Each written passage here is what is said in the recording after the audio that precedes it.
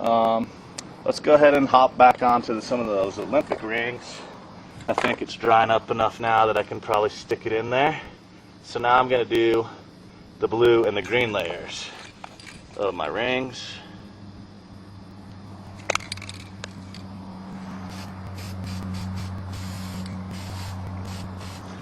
Lots of times the kids at first, when they first start using it, they'll have the spray paint puddle and bleed underneath the stencil, and of course that just means they need to practice more and not use as much paint and shake it up really good before they use it and everything else. So they'll get better at that. The nice thing about it is if that does happen, they could always go back once it's dry and spray paint over it. Okay, so the rings are coming along. The only other thing I think I wanted to tell you about, of course, was coming back in with some white over top of the whole thing. So let me do another layering idea here.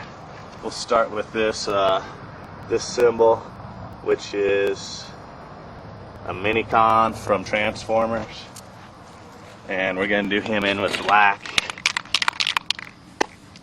Really building up the layers now.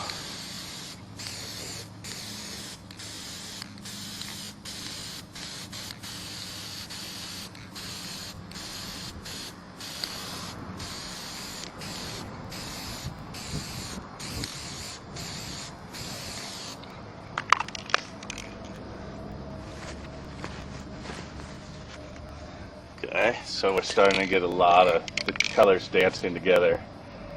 We'll let that dry up for a minute, and I'll do a couple more layers on top of that for you.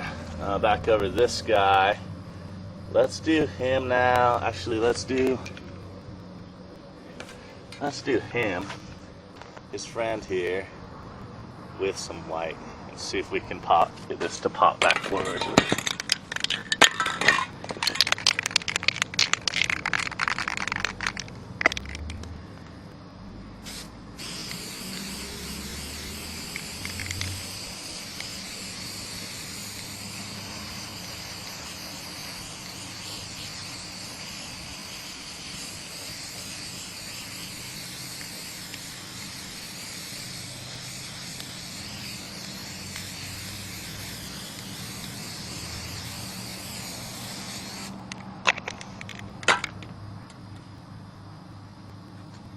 So there you go, it's already popping back forward. So same idea. I'm going to come in now with my Autobot, and Autobots are red.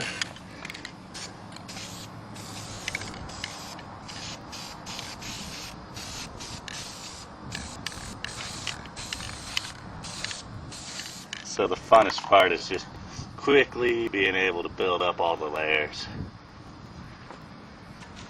Oh.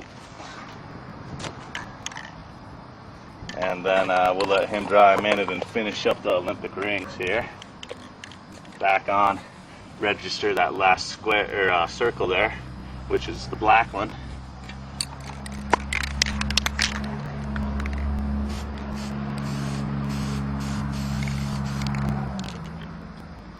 And there you go, there's the rings.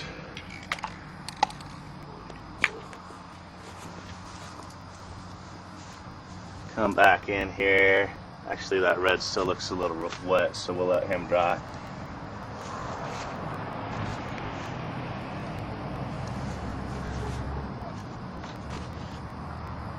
Yeah, let's see what we get.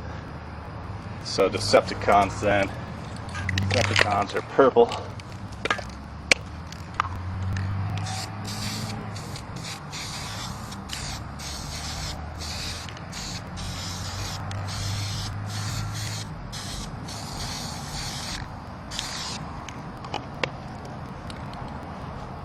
Okay, and then I'm going to come back over that whole thing, and I'm going to put on the Minicon again once I let it dry there. Let's go back in here to my advanced detail stencil, and let's give him another shot of something, because he kind of got a lot of back spray. So I'm going to come in, see what happens when I put some of this yellow on top of him.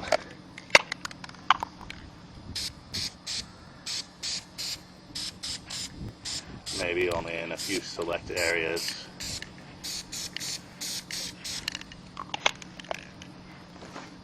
There we go. Now you can see a little bit more. Looking good.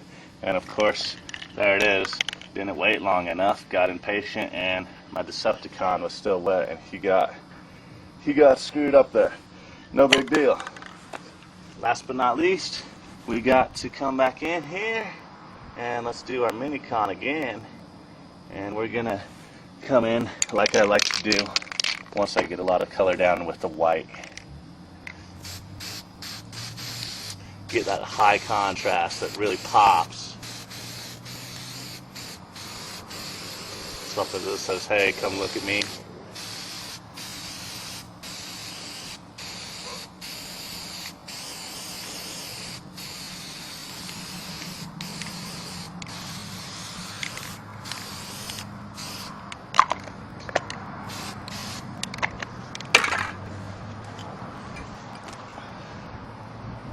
So it's simple like that.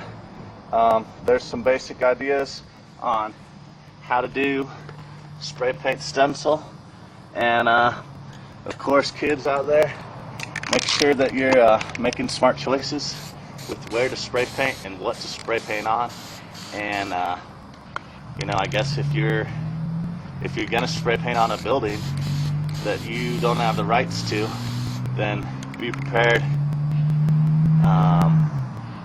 You know, true artists stand behind their work, so be prepared to go to jail for it if it's that cool.